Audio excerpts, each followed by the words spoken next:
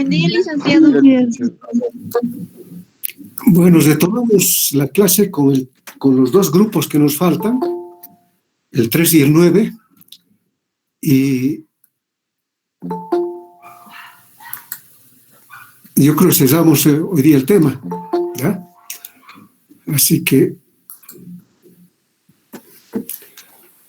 tendríamos el grupo 3, que es Nicole Condori, Cristian Nina, Ivonne Salas, Laura Vázquez y Vidal Villasante y Virginia Ucharico. Ese es el grupo 3, pero también tenemos el grupo 9, ¿no? ¿Cuál de los dos grupos quiere iniciar la discusión? Sí, buenos días, licenciado. Soy Nicole del grupo 3 y nosotros podríamos estar iniciando. Perfecto. Ya, entonces mi compañera Ivonne va a empezar a compartir las diapositivas. Lo que nosotros hemos hecho, licenciado, es, después de realizar la lectura de los documentos, hemos extraído ciertas preguntas de tal forma que éstas puedan explicar de forma general el contenido de estas, para que no sea muy extensa, como un resumen con base en preguntas. Perfecto, me parece interesante. Ya. Entonces, la primera lectura que vamos a tocar está relacionada con la contribución de la agricultura al desarrollo que hubo en Latinoamérica. Esta lectura fue realizada especialmente, entre otros, pero principalmente analizando el caso de Brasil, hecho por la CEPAL, ¿no? Entonces, de aquí hemos sacado las siguientes preguntas. Vidal va a dar respuestas a estas y la primera es: ¿cuáles han sido las contribuciones de la agricultura a través del tiempo al desarrollo de Latinoamérica a la cabeza del liderazgo de la CEPAL? Entonces, Vidal, por favor, días. Buenos días, licenciado, buenos días, compañeros. Respecto a esta pregunta, como al principio de las pasadas clases el licenciado decía que la agricultura a nivel mundial siempre ha sido muy importante en todos y cada uno de los países. Una importante conceptualización que se da sobre los países pobres en desarrollo, tal es el caso de América Latina. Una de sus características fue que la población rural era mayor que la urbana. América Latina desarrolló un pensamiento propio, muy singular. Todo esto después de la Segunda Guerra Mundial. Nidria, ¿tú puedes apagar tu micrófono?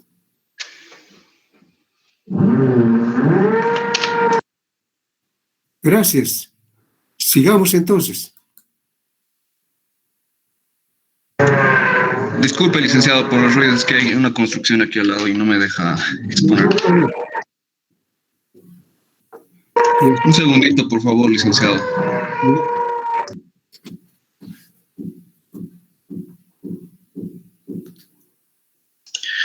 Bueno, licenciado, a la cabeza del liderazgo de la CEPAL, con un acercamiento que se le da es al país del Brasil, allá por las décadas de los 50 y el 70. Una de las contribuciones que se dan son en tres áreas en este país. Una de ellas es la provisión de divisas y excedentes económicos para incrementar las inversiones en el área industrial. Otra de esas áreas también es la provisión de alimentos a precios muy bajos para que sea más competitivo industrialmente. Otro sería la provisión de mano de obra urbana a través de la migración urbana rural. El segundo punto es considerado uno de los más importantes, la provisión de los alimentos baratos. Es uno de los objetivos más importantes para el crecimiento económico del país, ya que contribuye al crecimiento de la producción, mejora la seguridad alimentaria, también reduce la pobreza, mejora el desarrollo territorial. Es esto en cuanto a la primera pregunta, licenciado. Un resumen del libro. Ahora, yo tengo una pregunta, ¿no? Sí, licenciado. La provisión de alimentos baratos tiene las bondades que has señalado para las áreas urbanas, pero las áreas rurales en los países en desarrollo, y entre ellos el nuestro, tienen mayor pobreza en las áreas rurales. ¿Cómo solucionas el problema de los productores campesinos con alimentos baratos frente a la realidad general, ¿no? Yo creo que, licenciado, básicamente en las áreas rurales sobre los alimentos baratos es porque en Bolivia mayormente el costo de transportar lo que producen los agricultores se le hace muy dificultoso, ya sea por los caminos o por el medio de transporte, ¿no? Que uno a veces en el sector del campo no pueden acceder fácilmente a una movilidad.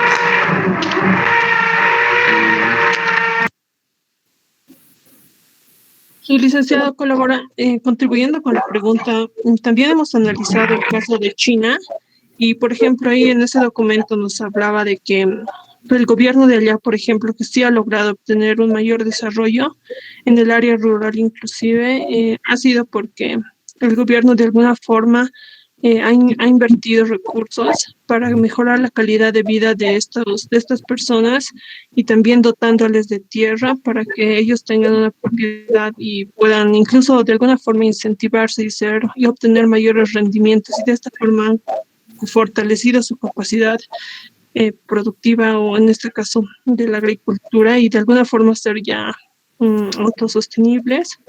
Y o sea, la respuesta ha sido esa inversión de parte del gobierno como una medida.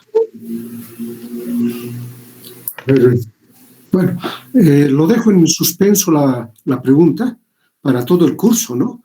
Porque si bien solucionas el problema de la ciudad con alimentos baratos, y hay una especie de transferencia de valor del área rural hacia el área urbana, pero el área rural tiene problemas porque al tener precios bajos no tienen buenos ingresos.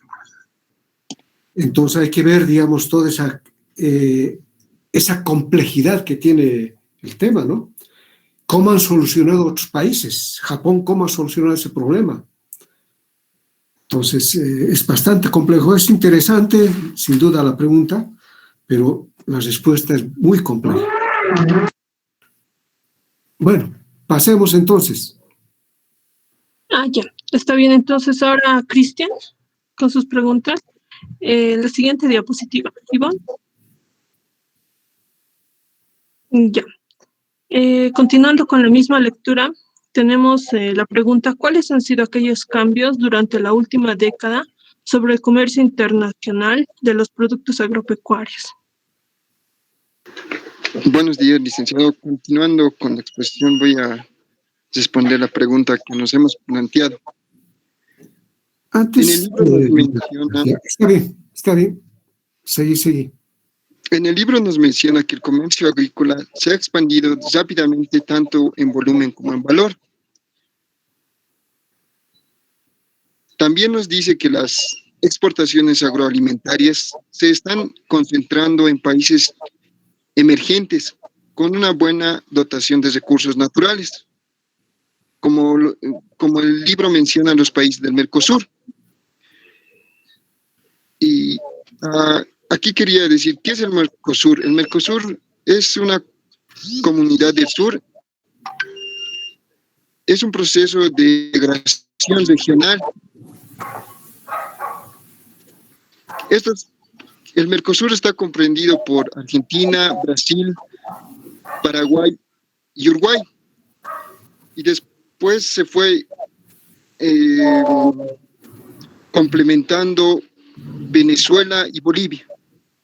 El objetivo principal es proporcionar un espacio en común que generan oportunidades comerciales hacia el mundo. También en este punto nos habla de los acuerdos que tienen, acuerdos bilaterales y acuerdos regionales para el comercio internacional sobre los productos agrícolas. Eso nos menciona el libro, licenciado. ¿Qué características productivas tiene Brasil y qué características productivas tiene la Argentina?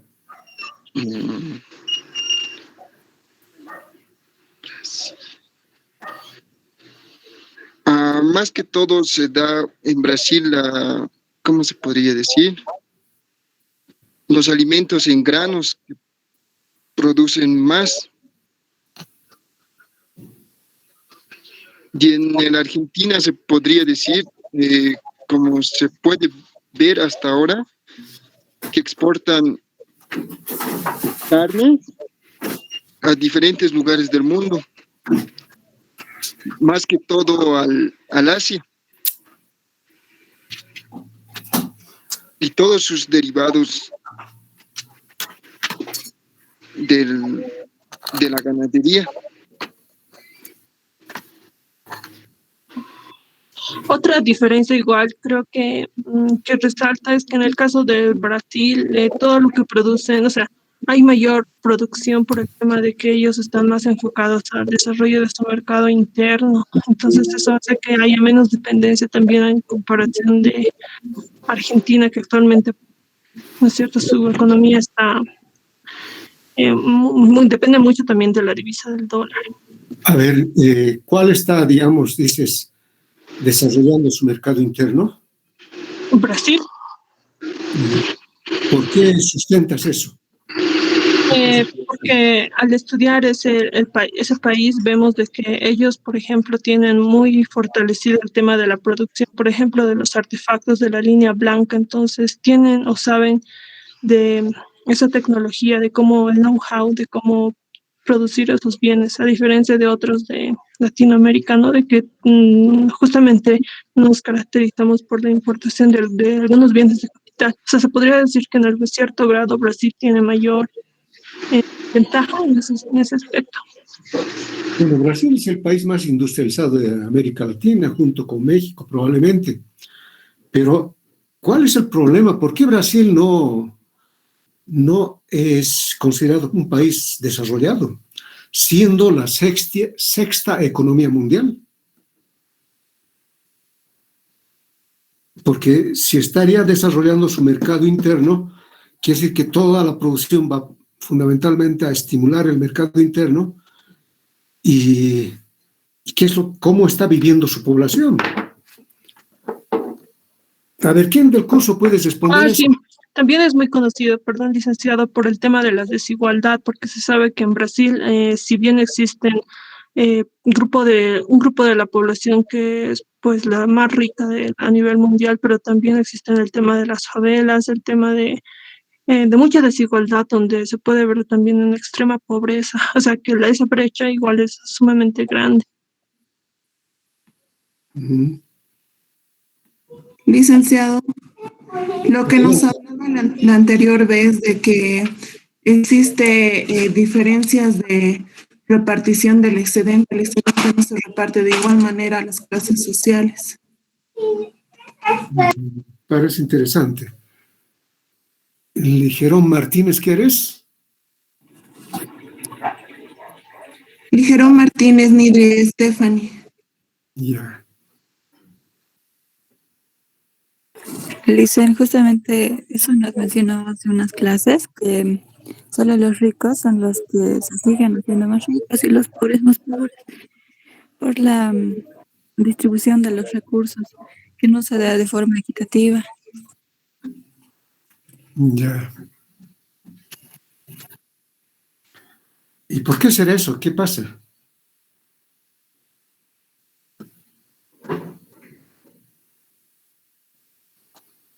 Licenciado, en este sentido, sí, perdón, Brasil no es un país subdesarrollado, siendo que es el noveno en su economía, en la economía mundial.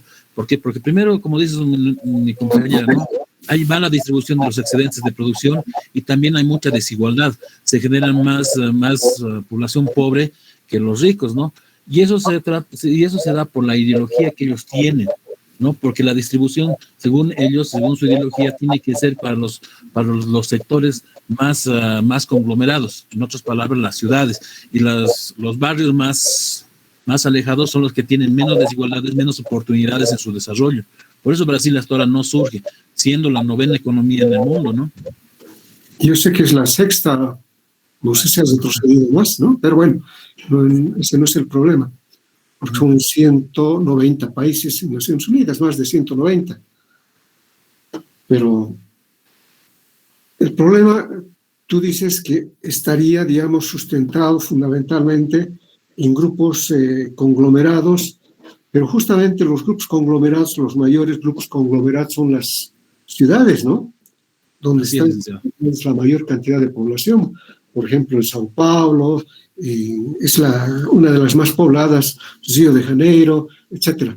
Entonces, si ahí están y si tú vas al Brasil, o probablemente conoces, el Brasil tiene grandes segmentos poblacionales que están limitados, digamos, con sus ingresos, ¿no? ¿Por qué se suscita esa situación?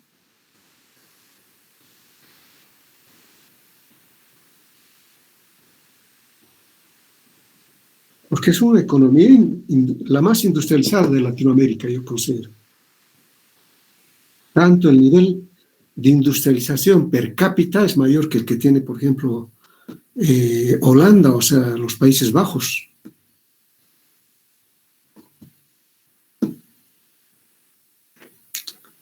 Bueno, a ver, continuemos.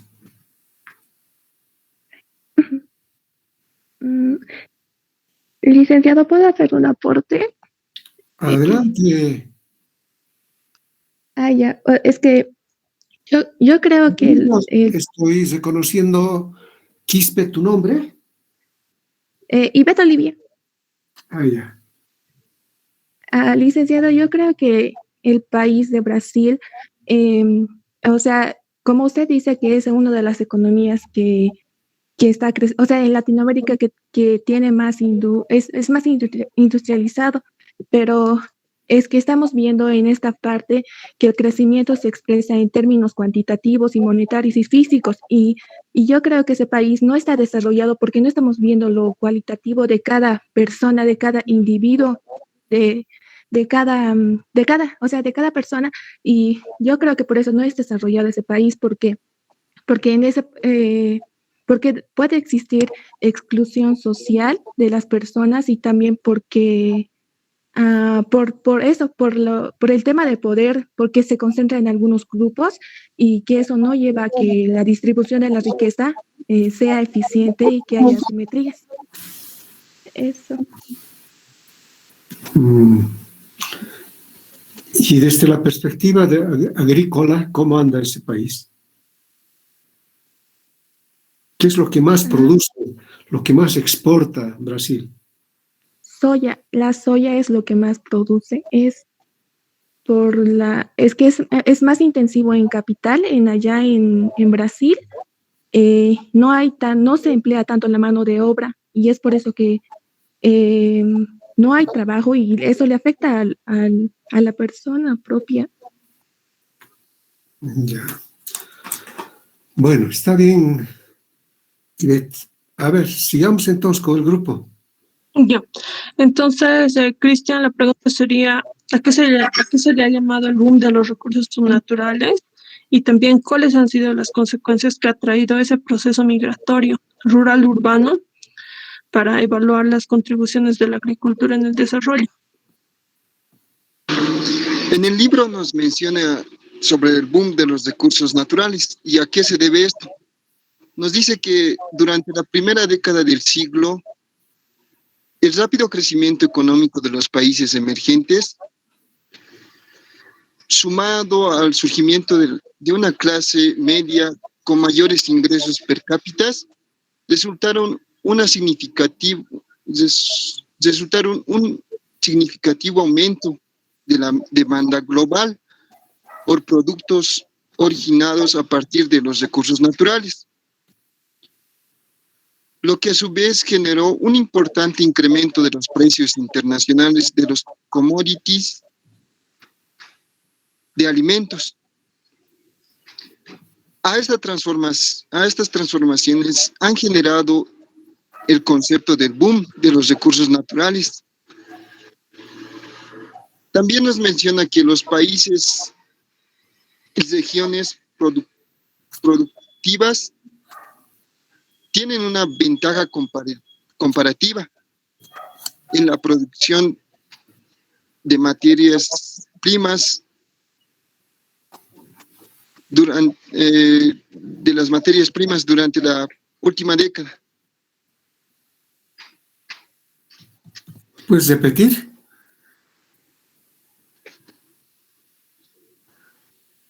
Nos dice que los países de la región y productores han tenido una ventaja comparativa en la producción de materias primas. También nos menciona que en América Latina, los países del Cono Sur y de Centroamérica aprovechan estas nuevas condiciones del mercado internacional de algunos productos y aumentan la producción y las exportaciones.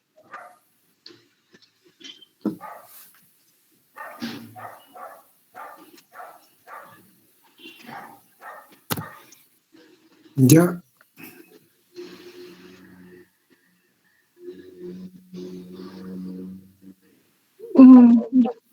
Seguimos entonces, licenciado, con la siguiente lectura.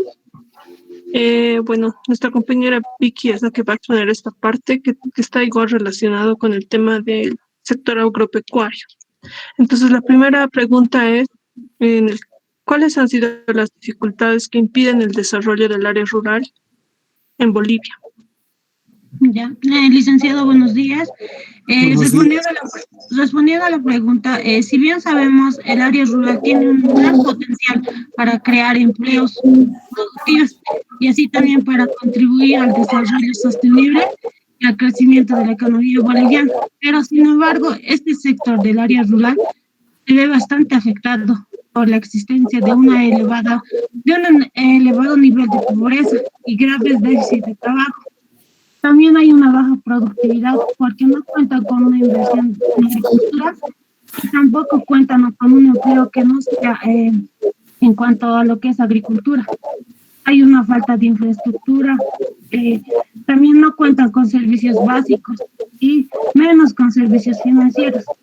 Y esto hace que los campesinos migran a los diferentes departamentos, dejando de lado la agricultura e incorporándose a lo que es el mercado informal.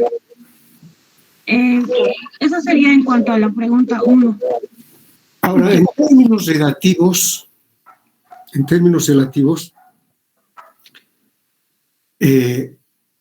hay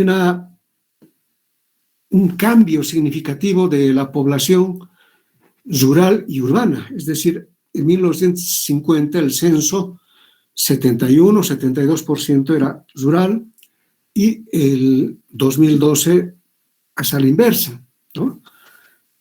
Es 69, por ahí, es urbana.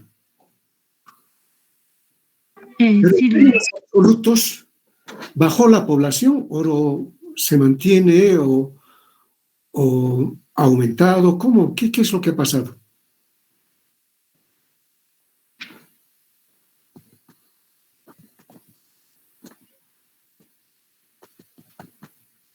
Licenciado, a lo que estuve leyendo, el área urbano se fue aumentando porque los campesinos han ido migrando a diferentes departamentos. Claro, Esto porque... Está bien, te comprendo eso, que ha habido migraciones, se ha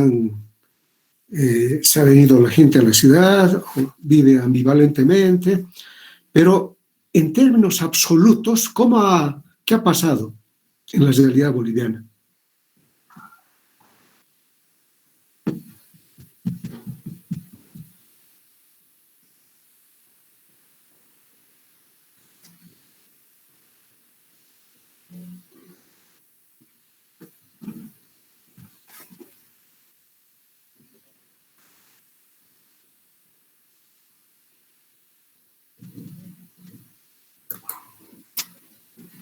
A ver, ¿qué dicen?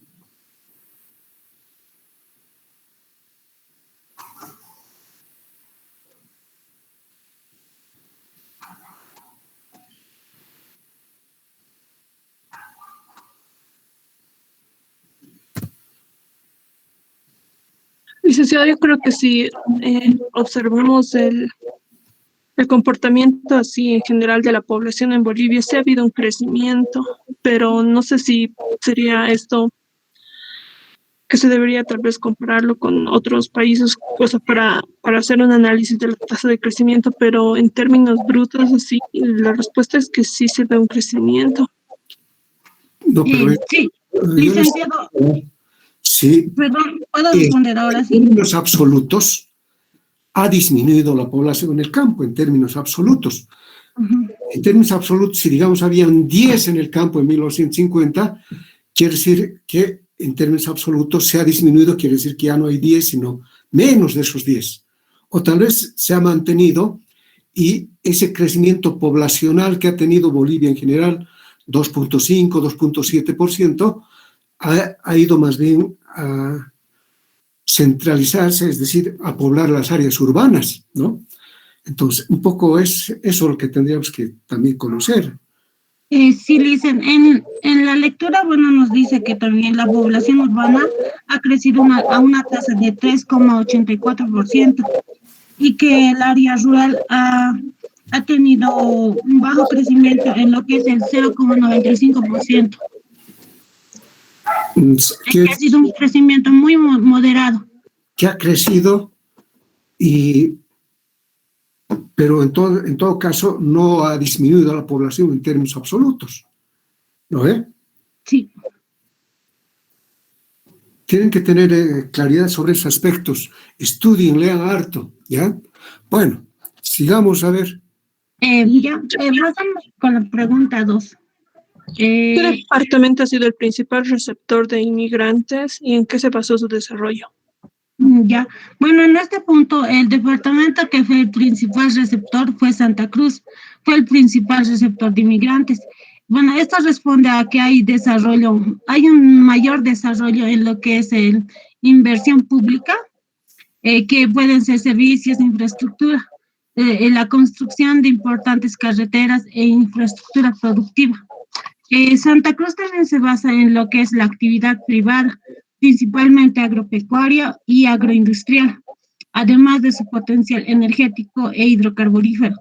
En la base privada cruceña, esta impulsa por 40.398 empresas que representan el 28% del total de compañías registradas en el país. Estos datos, según los hemos averiguado, según el IPSE, es una empresa. Esa sería la respuesta a la segunda pregunta. Tú eres chico. Ya está bien, pasemos. Ok, entonces la siguiente diapositiva, Ivonne, por favor. Ya, ahora vamos a hablar de una aproximación al sistema productivo de las unidades campesinas. ¿Qué características tiene la estructura productiva agropecuaria?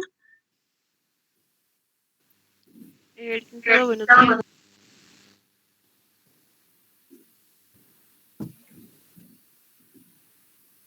¿Quién contesta? Licenciado, ¿me escucha? Te escucho, un poquito más alto, por favor, Laura. ¿Ahora sí? Sí, mejor. Ya, está bien, licenciado. Respondiendo a la primera pregunta, ¿cuáles son las características o qué características tiene la estructura productiva agropecuaria? Según Aníbal Pinto, nos dice que la estructura productiva está compuesta por los sectores productores de bienes. Él nos dice que la estructura productiva que más se acerca ¿cómo se dice? A la estructura productiva boliviana es el que para el sector agropecuario es el que plantea él. Dice que los campesinos se dividen en tres: los campesinos pobres, medios y los acomodados. En cuanto a los campesinos pobres, nos dice que es aquel que vende su fuerza de trabajo y que con su, ¿cómo se diría? con lo que produce, o sea, produce para su autoconsumo, pero también debe vender su fuerza de trabajo para poder subsistir. El medio es aquel que básicamente no compra ni vende fuerza de trabajo, y el acomodado es el que ya, ¿cómo se dice? Compra fuerza de trabajo para aumentar su producción. Esa es la estructura productiva que más se acerca a Bolivia. ¿Qué es la estructura productiva? Es cómo se, bueno, yo lo he entendido de esta forma, cómo se organizan, por ejemplo, ¿cómo se dice? Estos sectores, por ejemplo, la agricultura, en la agricultura, el sector agropecuario. ¿Cómo es la organización de este sector? Algo así. ¿Qué es estructura?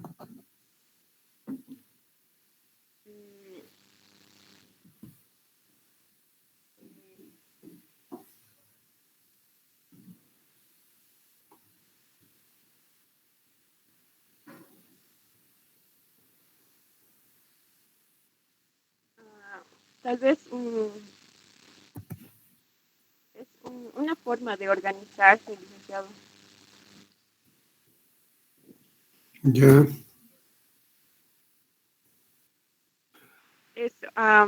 En cuanto a la segunda pregunta, ¿cómo era el sistema productivo? ¿Cómo son el sistema productivo de las unidades campesinas? Esto nos habla de acuerdo a 4 municipios en la lectura y nos dice que,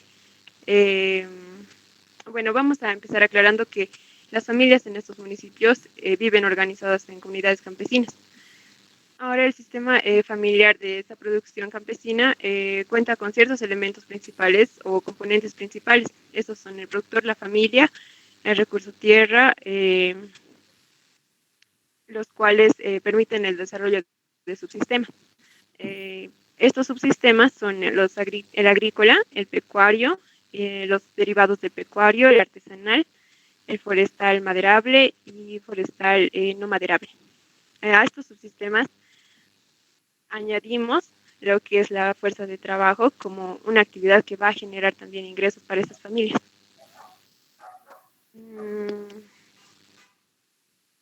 Además, tenemos que las técnicas de producción que desarrollan estas unidades familiares son aquellas intensivas en mano de obra a partir del uso de tecnología agrícola tradicional. Estas actividades son las que se desarrollan de forma manual.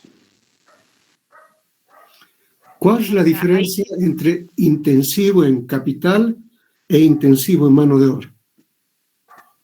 Intensivo en capital llega a ser lo que cuando hacemos uso, cuando hacemos mayor uso de, por ejemplo, de maquinarias y mano de obra, la fuerza de trabajo. ¿Qué industrias fundamentalmente son intensivas en capital?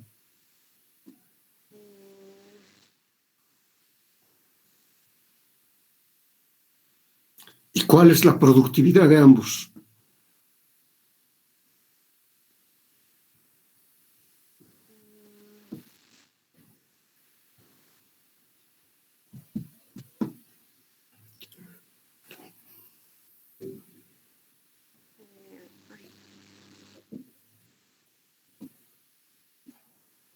Por ejemplo, podría ser telecomunicaciones, intensivos en capital, telecomunicaciones, transporte, minería. Bueno, pasemos entonces a otra persona. ¿Cómo es? Sí, vamos ahora a continuar con el análisis de la lectura respecto a China. Entonces, Iván, la siguiente diapositiva, por favor. Ya. La agricultura de China en el contexto del desarrollo económico global. Ya, entonces como primera pregunta tenemos ¿en qué nivel ha disminuido la pobreza de China durante el periodo analizado. Entonces, aquí la lectura empieza resaltando lo que es la economía de China, porque nos dice de que es uno de los países que ha mostrado un mayor desarrollo en comparación con otros. Y nos habla como, por ejemplo, de que en los últimos 30 años el nivel absoluto de la pobreza ha disminuido de 260 millones en el año 1978 a tan solo 14.8 millones en el año 2007. Entonces, ahí se puede ver, ¿no?, la gran disminución que ha tenido. Y eso sería la reducción del nivel de pobreza. Ahora, en la siguiente pregunta que nos hemos planteado, ¿cuáles han sido las bases sobre las cuales se ha sentado para la transformación exitosa de China? Y justamente nos referimos con transformación a esa disminución que ha habido en el nivel de la pobreza. Entonces, aquí la lectura enfatiza que estas mejoras se han debido principalmente al desarrollo que ha habido tanto en la agricultura como en el tema de la nutrición de las personas. Entonces, por ejemplo, nos empieza a hablar de que han mejorado muchos indicadores del estado nutricional. Por ejemplo, el número de niños con bajo peso personal se redujo a más de la mitad. Y que en el tema también de los ingresos de la gente del sector rural sí se ha reflejado un incremento, y que eso ha hecho de que también la pobreza disminuya en términos absolutos. Luego tenemos cuáles han sido los cambios que se tuvieron en el comercio internacional de China en el periodo analizado. Es importante destacar de que en el caso de China ha habido una apertura comercial. Es así que, por ejemplo, si vamos a analizar los indicadores, podemos notar de que el nivel del PIB que se exportaba a otros países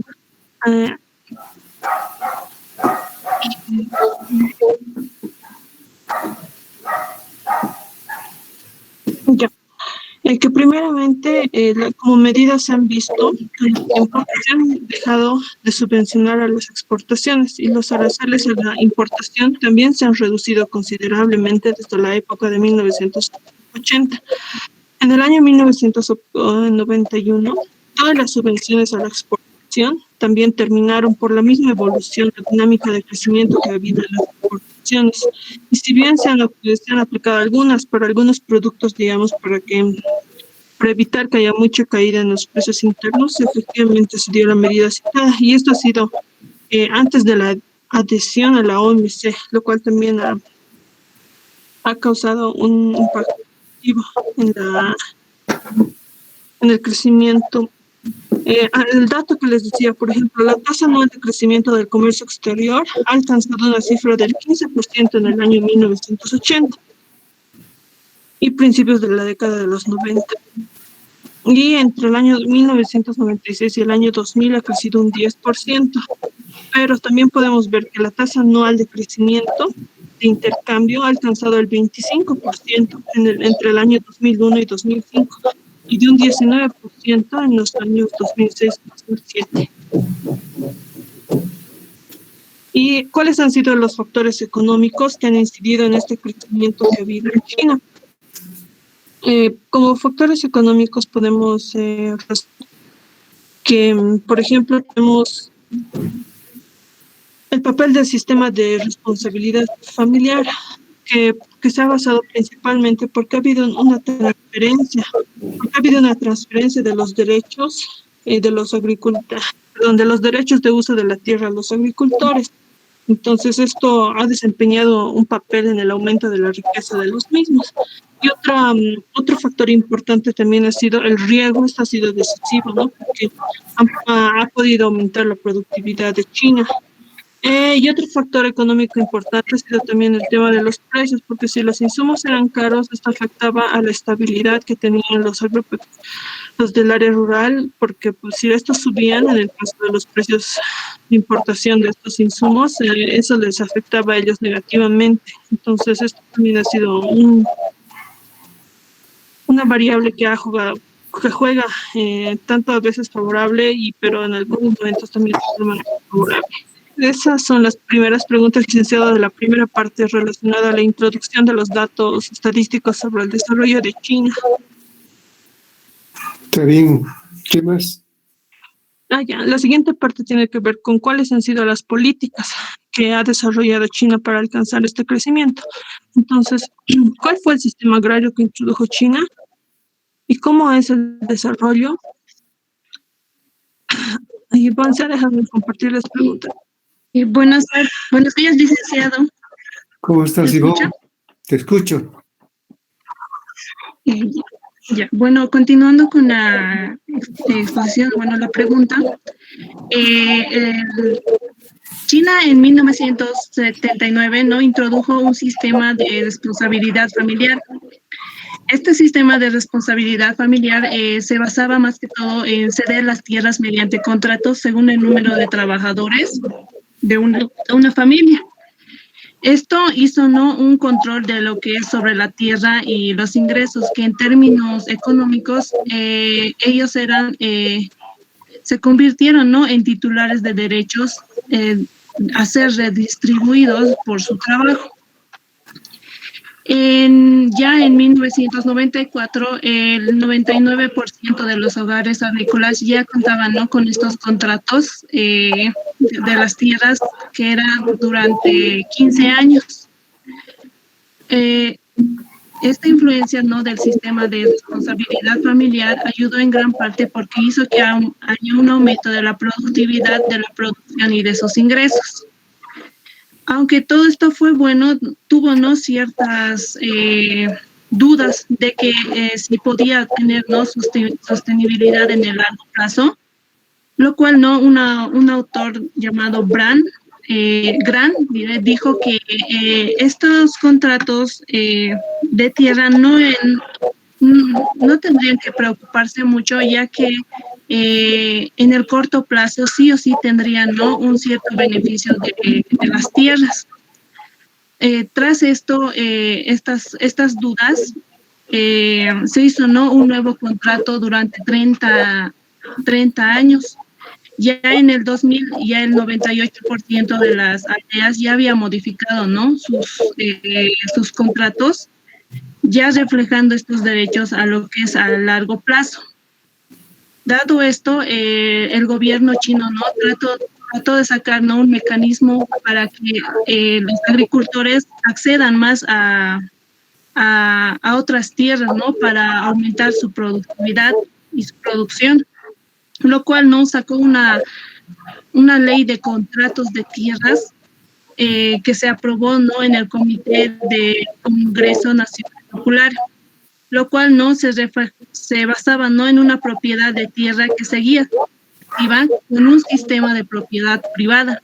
También permitía que los miembros heredaran estas tierras para así incentivar su productividad a corto y en el largo plazo.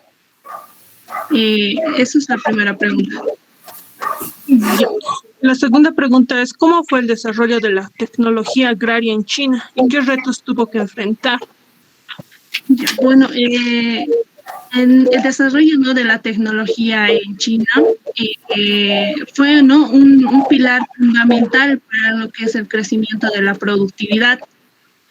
China fue el principal país en desarrollar y en expandir la tecnología en la Revolución Verde en los años 60, 70 y 80, lo cual los científicos chinos sacaron lo que es el arroz híbrido, lo cual hizo que China se vuelva el único país en comercializar una nueva tecnología. Y los retos que tuvo que enfrentar fue lo que es la disminución de sus fondos públicos a la investigación, lo cual eso afectó al sistema, lo cual era que no respondía a las demandas de nuevas tecnologías y su sistema de divulgación era caótico. Viendo esto, China trató de sacar otra nueva reforma de investigación financiada por subvenciones, competitivas, la cual no se basaba en dar, ¿no?, a ciertas instituciones de investigación para que ellos se autofinanciaran, ¿no?, vendiendo lo que son sus nuevas tecnologías relacionadas a lo que son los productos lácteos. Un poco más hablando de esto, China, ¿no?, en 1980 invertía en lo que es biotecnia vegetal. China fue el segundo país, ¿no?, que invertía en esta tecnología, lo cual su inversión en 1995 llegó a 5,5% y en el 2000 llegó a un 15%, lo cual esto no se viene un aumento de su inversión en investigación y en su desarrollo rural, lo cual no hizo que aumentara el país de gran tamaño. Y eso. ¿Y cómo se desarrolló la implementación de políticas de integración del mercado y cómo benefició que el gobierno chino no se interpusiera en el desarrollo del mercado? China no implementó lo que son reformas de precios y comercialización, lo cual no ayudó a lo que es el traslado de una economía planificada a una economía de mercado. Aunque al principio no estaban tan entrados, ¿no?, en el mercado, con el tiempo los organizadores agrícolas, ¿no?, se preocuparon más que todo en lo que es el mercado, en la utilización del mercado como medio principal de asignación de recursos en la economía. A medida, ¿no?, que fue creciendo los mercados, los líderes chinos se hicieron a un lado, ¿no?, para no entrometerse en lo que es el mercado, lo cual hizo, ¿no?, que haya una expansión del mercado, lo cual no los gobiernos se basaron más que todo en invertir lo que son telefonías, carreteras, telefonía móvil y eso, y lo cual no hizo que los mercados se volvieran más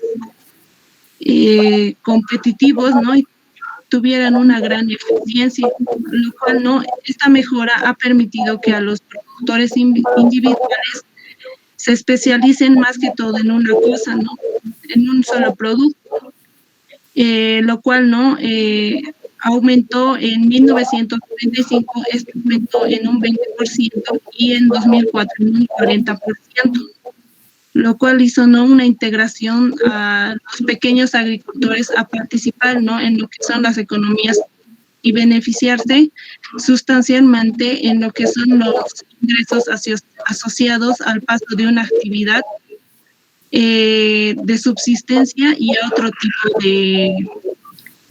de comercial. Eso es todo. Ya han terminado, ¿no? Sí, licenciado.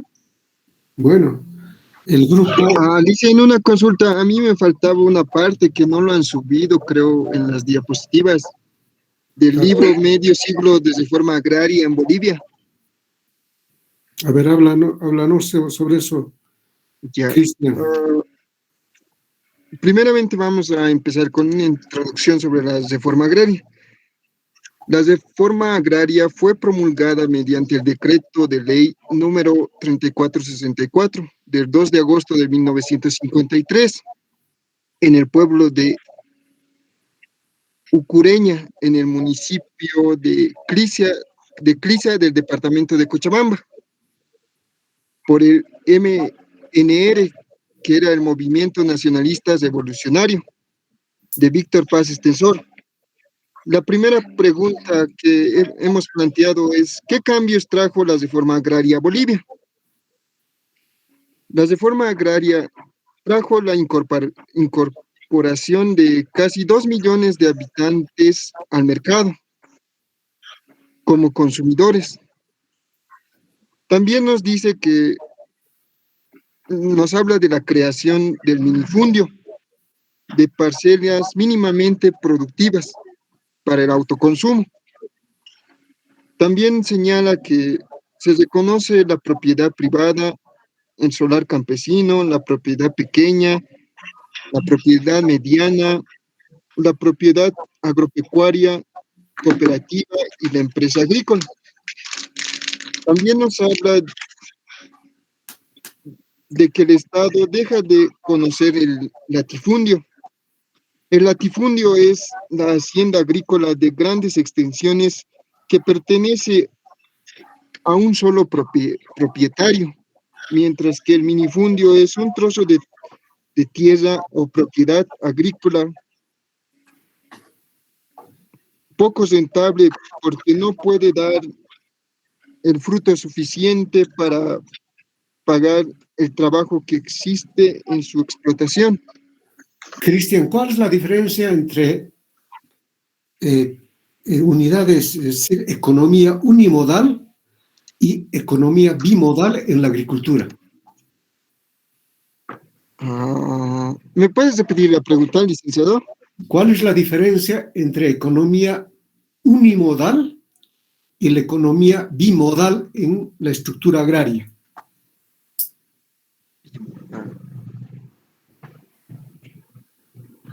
Podría ser la bimodal, que es para se podría decir para su autoconsumo y también para la exportación, el bimodal.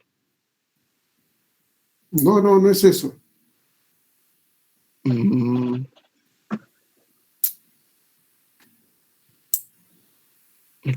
A ver, para el curso, ¿quién del curso contesta?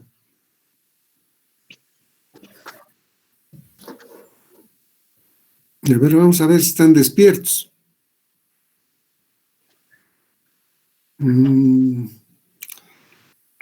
Lice, ¿yo podría participar? A ver, José María. Sí, bueno, la estructura agraria unimodal son aquellas que son tecnológicamente homogéneas, tienen baja concentración de la propiedad, hay estructura no conflictiva, tienen gran potencial de crecimiento, entre algunas cosas. La bimodal es también, o sea, tiene una alta concentración y polarización de la propiedad, tiene una estructura conflictiva, tiene un bajo, en este caso tiene un bajo potencial de crecimiento y poca vinculación con la agroindustria. Y también hay muchísimas más. Y ahí también podemos ver y destacar que hay la estructura multimodal, que tiene una posición intermediaria entre la bimodal y la unimodal, es decir, que tiene una baja concentración también de la propiedad y así también la mediana propiedad es más fuerte y dominante que la estructura con la pequeña. Esto podemos decir que hay, o sea, que coexisten en la gran propiedad de un bien que está siendo explotado. Y bueno, eso diría, licenciado. Ya, a ver, yo les digo, la agricultura en Bolivia tiene características bimodales. O sea, hay dos formas de producción, básicamente.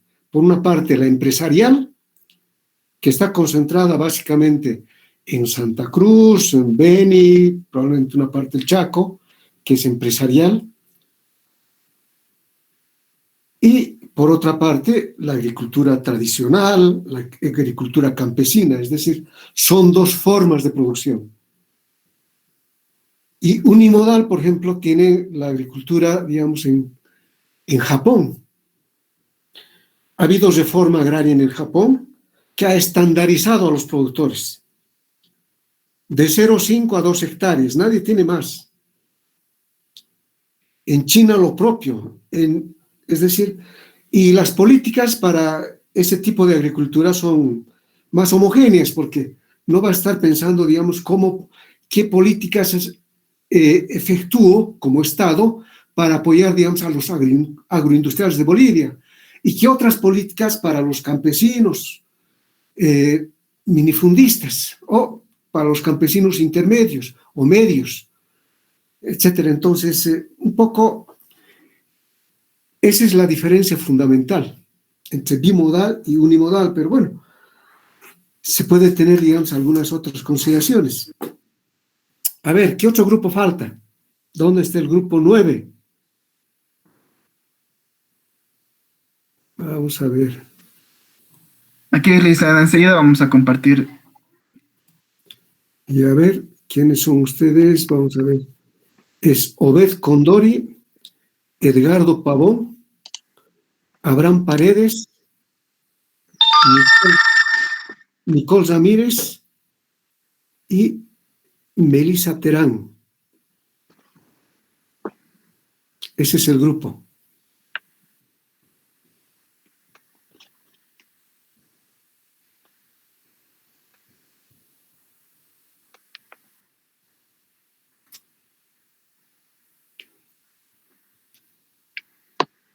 Hola.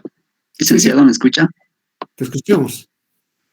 Ya. Licenciado, es el tema que estamos desarrollando. Somos el grupo 9, Agricultura, Desarrollo Agrícola y una aproximación al desarrollo productivo de economías campesinas.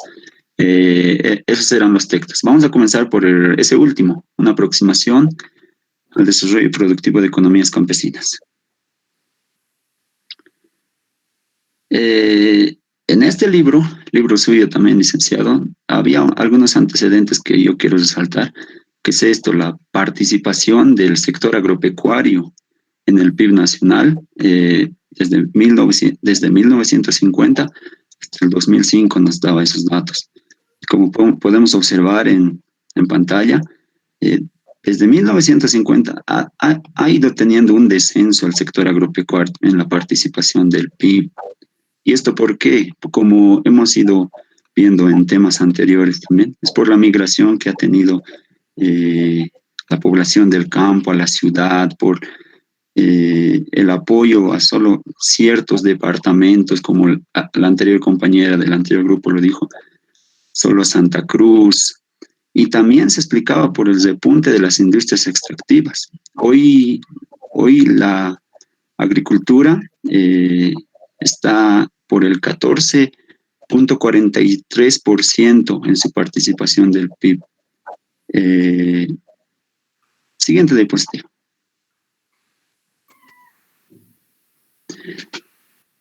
Hay que señalar también que desde siempre, se diría, los campesinos han estado siempre carentes de apoyo del Estado, ¿ya? En la economía, en la lectura, había varios conceptos de economía campesina, y yo quiero resaltar desde González de Olarte, que creo que es el correcto. Bueno, se aproxima, según lo que entendí yo, que la economía campesina es una unidad de producción y consumo. Señala un variado conjunto de relaciones de producción. Permite a cada familia obtener una producción de la cual se autoconsume. La diferencia es intercambiada fuera de la comunidad, en el mercado, a una cantidad y un precio. Esa es la economía campesina. La economía campesina produce y consume. Lo que le sobra lo lleva al mercado a vender. Y ahí parto con esta pregunta tal vez. ¿Esta economía, la economía campesina, es un sector productivo importante? ¿Es una fuente de generación de empleos e ingresos? Tal vez nuestra primera respuesta puede ser sí es importante, pero a eso vamos a entrar ahora. Los autores que señalaban los campesinistas y descampesinistas. La siguiente, por favor. Es lo que decía. Dentro de los... No, está bien, la anterior. Dentro de los descampesinistas está este señor que vemos en fotografía, Marx. Todos hemos estudiado sus teorías en 4 semestres, su teoría en 4 semestres. ¿Qué señalaba Marx? ¿Qué planteaba? Que para que se desarrolle el capitalismo, se debería expulsar a los campesinos. Esa era la condición necesaria para el desarrollo del capitalismo. Y otro autor también que señala la siguiente diapositiva, que no debería existir campesinos en una economía, es este señor que a través de su tesis que ha hecho del desarrollo del capitalismo en Rusia, identifica 3 categorías de campesinos, según su magnitud del excedente. Como usted ya lo ha dicho, licenciado, los campesinos acomodados, que ya son por volverse una industria, los campesinos medios y los campesinos pobres. Esos campesinos pobres tienen una característica muy interesante. En la lectura decía que como no tienen dónde producir, van a trabajar, bueno, como tienen poco territorio, van a trabajar de braceros a otras tierras para ganar. Este señor, Lenin, daba dos caminos posibles para el desarrollo del capitalismo, ¿ya? Para que se elimine los campesinos, la vía Juncker y la vía Farmer. ¿Qué es la vía Juncker? Se trataba de transformar los latifundios feudales en empresas capitalistas. Ya había que convertir a los siervos en trabajadores ya asalariados. La vía Farmer también era otra vía, era repartir el latifundio en pequeñas propiedades. Esas dos formas serían las formas para desarrollar el capitalismo. Siguiente diapositiva.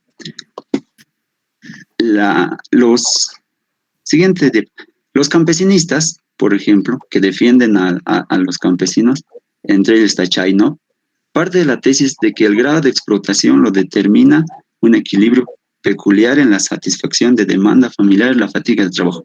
¿Por qué los campesinos, y yo me preguntaba ahí, por qué los campesinos solo producen para ellos? Producen y se consumen, y lo que les sobra llevan al mercado. Porque no tienen incentivos, tal vez por parte del Estado, se diría, para producir. Ellos viven para ellos, se diría. Y en esa parte también había un paradigma donde este señor Lewis partía del supuesto de una oferta ilimitada de la mano de obra en países con una población amplia. Este señor Lewis decía que en el área rural donde están los campesinos hay una desocupación disfrazada. O sea que planteaba más o menos, en una familia de un papá y una mamá y 5 hijos, de 7 personas, si dos hijos se van a la ciudad, esa familia podría seguir produciendo lo mismo. O sea que en vano hay gente, personas, decía, en los campesinos, en el área rural. Por eso decía desocupación disfrazada. Pero Theodor Schultz señalaba que no existen razones fundamentales para que el sector agrícola de un país no pueda realizar una aportación considerable al crecimiento económico. Este es el que le decía que no hay una desocupación disfrazada, sino que es por falta de incentivos al sector campesino agrícola. La siguiente diapositiva.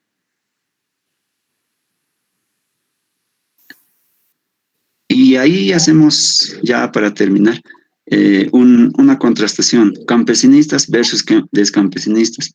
¿Quién gana?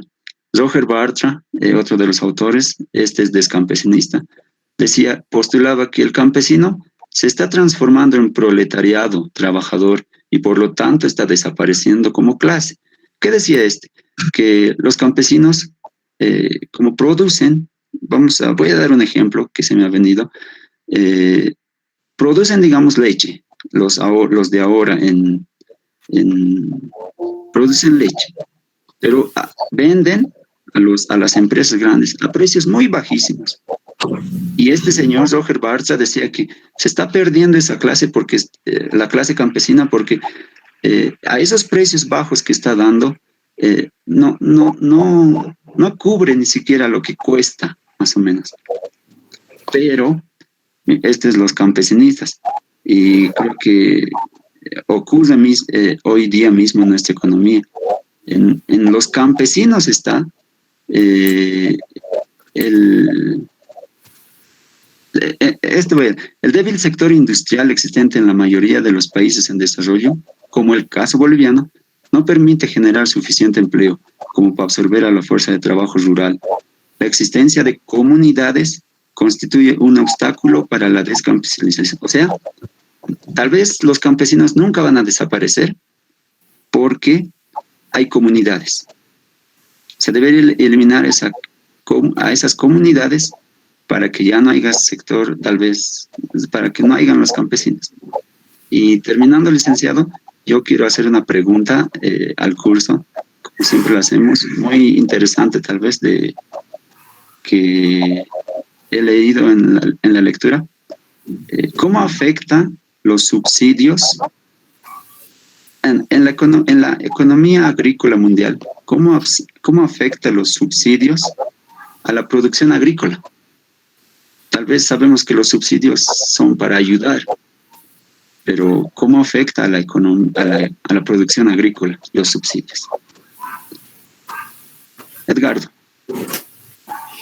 Licenciado, vamos a continuar con la exposición, licenciado. Ya. Entonces, Perdón. bueno, en la primera parte... Obed Condori, ahora tenemos... Edgardo. Edgardo Pavón. Sí. Adelante, Edgardo.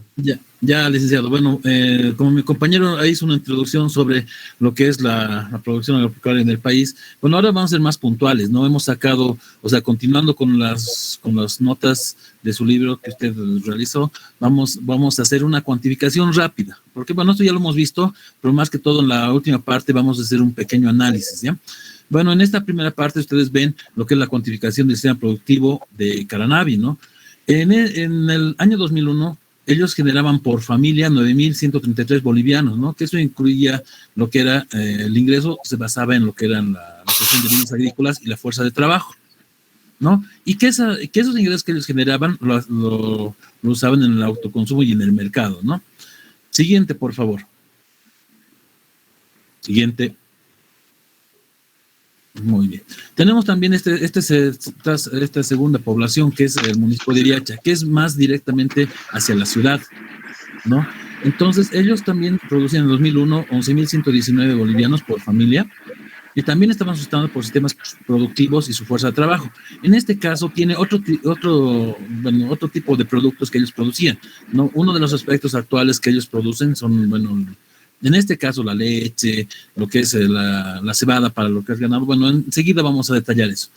Y ese ingreso que ellos generaban también ponían lo que era el autoconsumo y el mercado.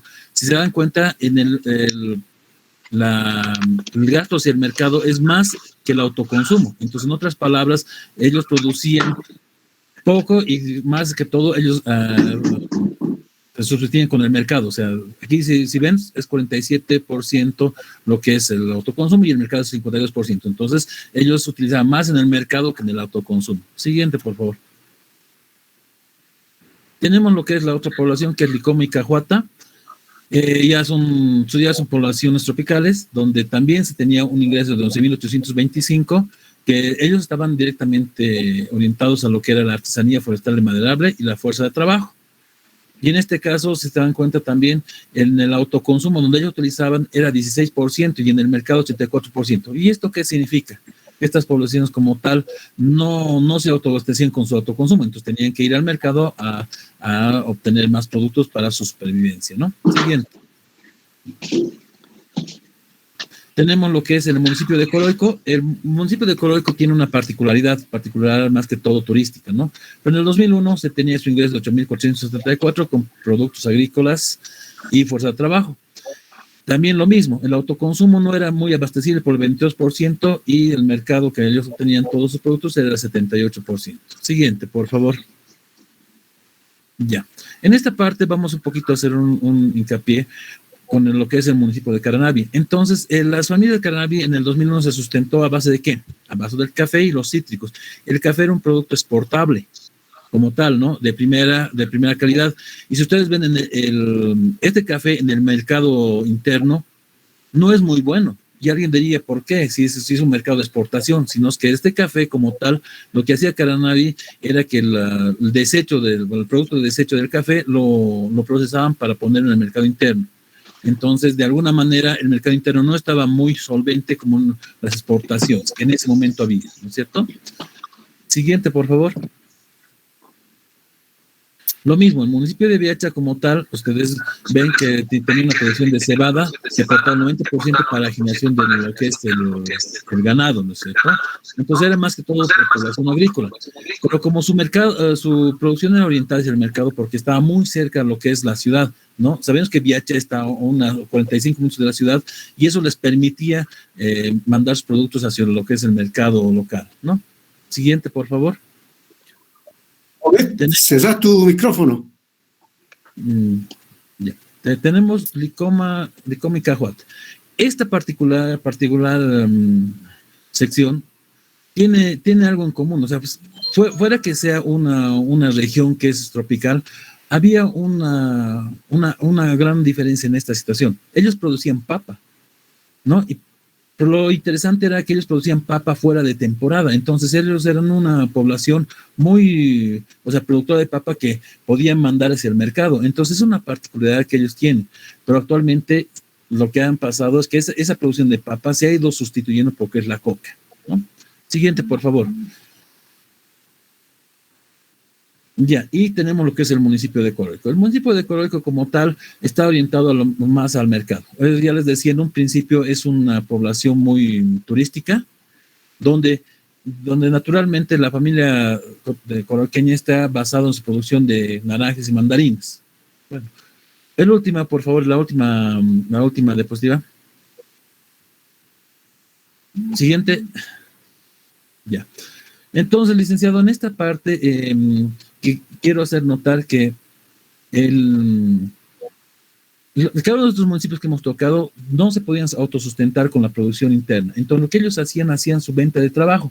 Entonces, la venta de trabajo como tal, ellos tenían que, en otras palabras, como dijo mi compañero, vender su mano de obra, porque no les sustentaban. Y algo muy interesante se ha dado. En estos últimos años hemos logrado sacar datos. Por ejemplo, yo he sacado de la producción del 2020, al empezar la pandemia. Y en todas las poblaciones que yo he mencionado, se ha visto que antes de eso, la producción de coca ha comenzado a reemplazar las otras producciones. Pero después del 2020 ha ido bajando la producción de coca y ha vuelto a sus productos tradicionales. ¿Y esto qué significa? Que en un momento dado la producción de coca, como tal, que ustedes saben, los productos tradicionales una vez al año, hasta 2 veces al año se producen. En cambio, la coca hasta 4 veces, según los datos que ellos dan, ¿no? Entonces les convenía más producir coca. ¿Por qué? Porque en el mercado, ustedes saben que la coca iba subiendo y les favorecía mucho. Pero ahora en estas últimas épocas se han dado cuenta que inclusive la producción de artículos comunes, como le llamamos la naranja, la mandarina, ha ido subiendo. ¿Por qué? Por esta razón de la pandemia, ¿no? Porque inclusive lo que es la vitamina C y los productos han ido consumiendo los mercados tradicionales o nuestros mercados internos, ¿no? Entonces, en una reflexión, vemos que en un instante hemos ido dañando la tierra con el reemplazo de los productos y ahora hemos vuelto a recuperar esa situación, ¿no? Eso es con los datos del 2020. Una pregunta que yo haría al curso, licenciado, sería, ¿en qué afecta a la producción boliviana? Ricardo, a ver un momento. ¿Sí? Hay productos que son anuales y productos perennes. Sí. Un producto perenne es el café, es decir, que no tienes que sembrar cada año, sino lo cultivas y te dura, digamos, una buena temporada de años. Así es. La naranja, lo propio, es decir, y los primeros años, digamos, si tú dices, bueno, ahora estamos reemplazando la coca con la naranja por la pandemia, no es que vas a plantar ahora y ya vas a cosechar a fin de año las naranjas, sino es un proceso relativamente largo o mediano plazo. El café, es decir, el cacao, a partir del 4º año recién es su producción comercial. Antes no tiene producción, o es muy marginal. Entonces, la naranja debe tener también algún proceso, ¿no? No es que plantas y ahora viene, digamos, una situación, cambiamos, no es tan sencillo el problema. Bueno, pero vamos cerrando. Participación. Sí. Claro, bueno, en esa parte, usted me hace esa observación. Claro, es cierto, pero a lo que me refería es que en los mercados, en ese momento, hace 2, 3 años, los mercados estaban más abiertos para la venta de coca.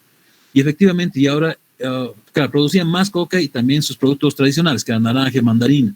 Pero no sacaban al mercado tanta naranja y mandarina, sino era más coca. Ahora, en este caso, como usted dice, no es que estaban plantando justo ahora naranja y mandarina, no, sino que ahora al mercado están sacando más sus productos. ¿Por qué razón? Porque quizás ya no pueden sacar los mercados, en el mercado su coca.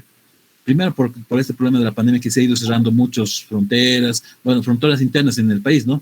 En cambio, la mandarina naranja directamente traen a nuestro mercado tradicional.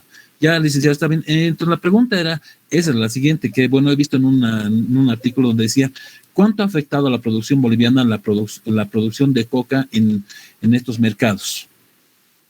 O sea, ¿en qué ha afectado la economía? ¿No? Porque sabemos, bueno, hemos escuchado inclusive que la coca ha ido proliferando en su producción, ¿no? Entonces, ¿cuánto ha afectado a la economía? Supuestamente tendríamos que tener, bueno, un excedente de producción, ¿no? Pero, ¿cuál es la afectación a esto? Esa es mi pregunta, licenciado. Está bien. Pasemos rapidito a otro compañero. Gracias.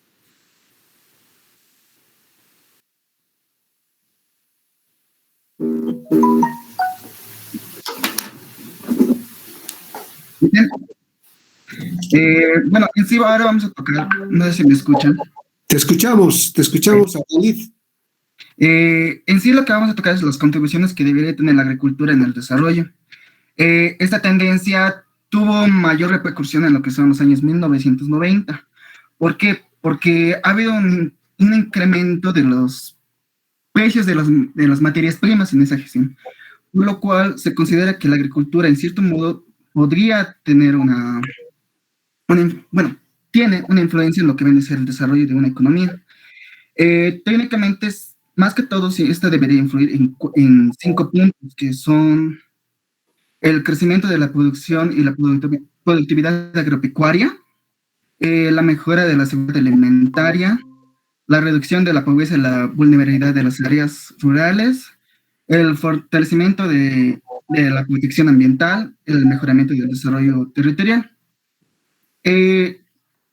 Bueno, cada punto tiene un desarrollo muy distinto, que en la contribución del crecimiento económico debería ser el aumento de la productividad y producción, que en sí, estos en sí están favorecidos por lo que vendría a ser el crecimiento de los precios internacionalmente de los productos agrícolas y la creciente abertura de los mercados que existen para estos. En lo que vendría a ser la seguridad alimentaria también es más referente a lo que al país del que se encuentra, ¿no? En el que se va a aplicar todos esos tipos de desarrollo mediante la agricultura, que es decir, que todos deberían tener acceso a alimentos en toda temporada y que sea suficiente mismo para que vivan. Esta a su vez también va a ser lo que genere ingresos para la población que es agraria, es decir, los campesinos que producen todo lo que vendría a ser verduras, frutas y demás. Eso hasta ese punto. En la pobreza rural, esto es un poco muy difícil porque es muy difícil tratar de medir la pobreza rural, porque como podemos ver, hay sectores donde sí venden sus productos y podemos ver que viven relativamente bien, pero hay lugares donde simplemente producen para ellos mismos y no logran tener una mejora en su economía o en su vivienda. Vale, pero esto en sí se puede decir, de cierta manera, la agricultura ha reducido por la mayoría que venden, una influencia en lo que vendría a ser la rápida organización en ciertos lugares, una mayor actividad económica y los programas sociales que se implementan en el Estado. Para mitigar los impactos ambientales. En sí, a veces se considera que la agricultura tiene campos ambientales más asociados a lo que hacer los que son los cultivos, porque como sabemos es deforestar todo lo que es un sector para quemar después y queda la tierra lista para producir. Pero algunos dicen como se crean plantas y demás, a lo que viene a ser el aire y la una mejor calidad del aire. En lo que vendría a ser el desarrollo territorial, es más sencillo para que esto no exista una desigualdad ni una desigualdad, y que sí o sí se implemente una política para que sean mucho más allegados a que tengan un territorio estable, sean comidos por sectores urbanos. Mi pregunta que quiero hacer es, bien sabemos que apostar a la agricultura es algo muy difícil, porque podemos ver que hay momentos donde vendría a ser hay lluvias que logran inundar los cultivos. ¿Qué piensas de los alimentos genéticamente modificados que pueden ayudar a superar lo que son las sequías y en otros lugares donde nunca se puede? ¿Creen que sería algo más conveniente y nos ayudaría que la agricultura sea un factor más importante para el desarrollo?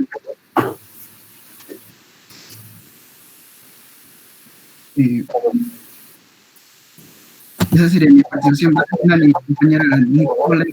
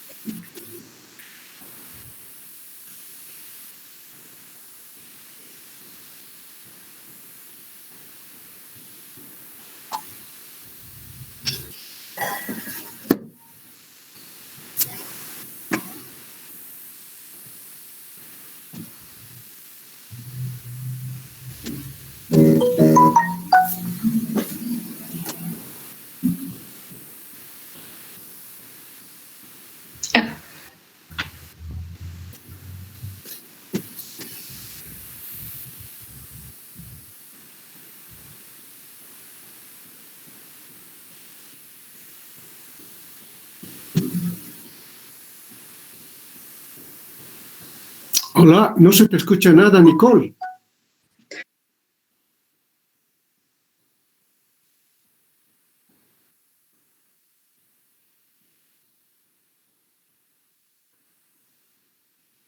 Lick, perdón, creo que mi compañera tiene problemas de conexión. Sí, no se le escucha absolutamente nada. Va a continuar la siguiente persona, Lick, hasta que arregle ese problema, por favor.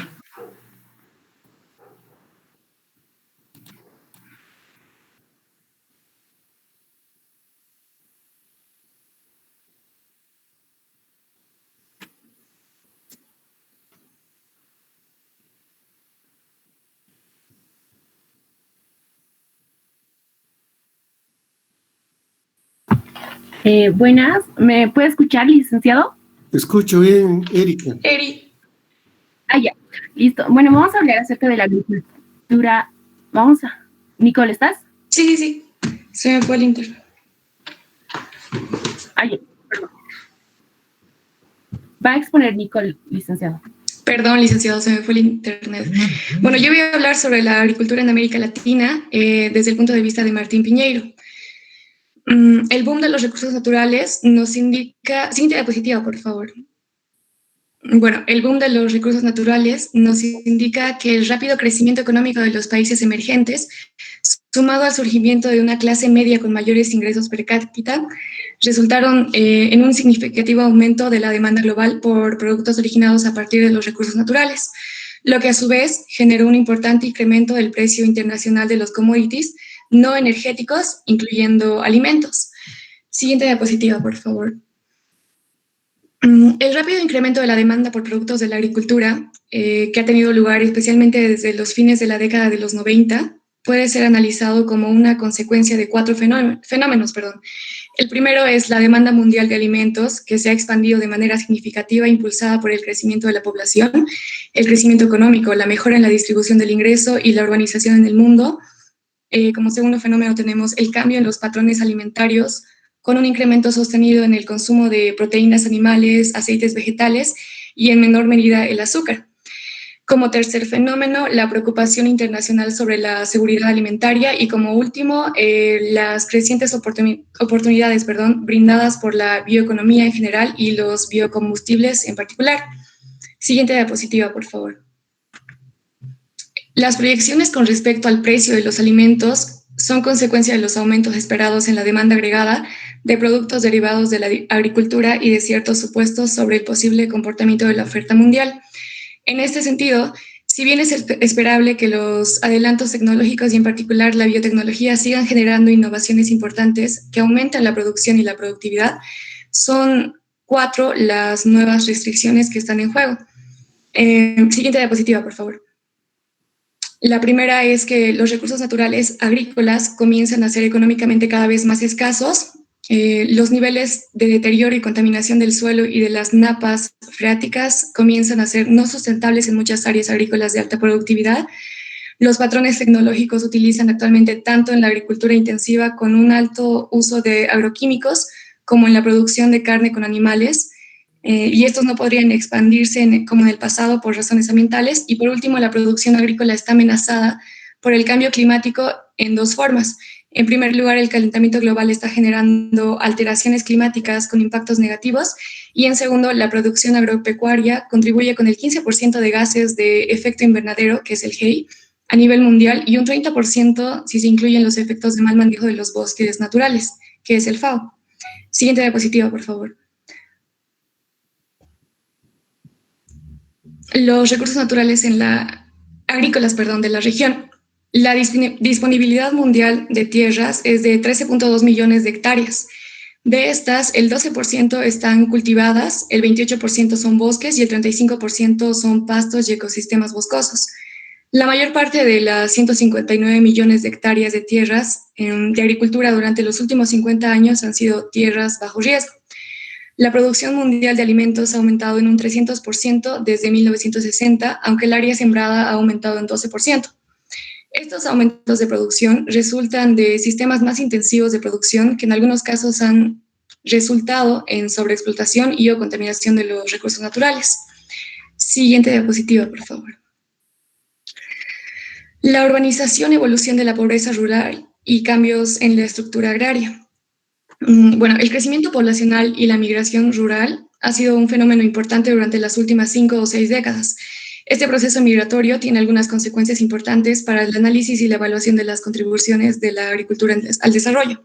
En primer lugar, la pobreza se profundiza en los sectores más pobres y excluidos, tales como las personas de edad avanzada, las mujeres y las comunidades indígenas, los cuales tienen poca inserción productiva en el agro y, por tanto, se benefician poco de los instrumentos tradicionales de la política sectorial. Siguiente diapositiva, por favor. La nueva geopolítica y las nuevas condiciones del comercio internacional agrícola. Esto nos habla sobre que el comercio internacional de productos agropecuarios ha tenido importantes cambios durante la última década. 7 de ellos son particularmente importantes. Entre ellos están el primero, el comercio agrícola se ha expandido rápidamente tanto en volumen como en valor. El origen y el destino del comercio se ha modificado en forma significativa. Las exportaciones agroalimentarias se están concentrando en países emergentes con una buena dotación de recursos naturales, como en países como los del Mercosur. Y la posibilidad de las preocupaciones ambientales imponen limitaciones al comercio a través de nuevas exigencias, como el etiquetado obligatorio con respecto a los productos OGM y la huella de carbono. Siguiente diapositiva, por favor. Y bueno, por último, estas nuevas condiciones de comercio internacional agropecuario crean nuevas oportunidades y desafíos para América Latina. Por un lado, la expansión del comercio internacional genera nuevas oportunidades de producción y exportación para muchos países de la región, y por otro lado, plantea una serie de nuevos desafíos para los cuales es necesario prepararse a través de nuevas políticas comerciales productivas y flexibles, apropiadas a las condiciones particulares de cada país. Ahora sí, Erika, continúa. Bueno, dada la hora, porque muchos pasan otras clases, otras materias, así que vamos a suspender acá, pero el día jueves daríamos el examen.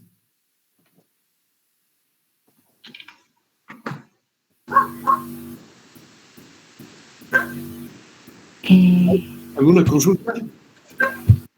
Licenciado, no sé si existe la posibilidad de repasar el jueves en conjunto con usted. Por favor, Lic. Sí, Para el día martes, por favor, licenciado. Sí, por favor, licenciado. Por favor, licenciado. Después de las 2 personas que faltan exponer, podríamos repasar. Después discutimos todos los temas y cada grupo, cada grupo que se haga 10 preguntas por tema, ¿no? Y son 4 temas que hemos avanzado. Los primeros son menos complejos. Bueno, cuatro preguntas por tema y eso vamos a ir discutiendo, ¿ya? El día jueves. Está bien, licenciado. ¿Ya? Gracias, licenciado. El día martes daríamos el examen.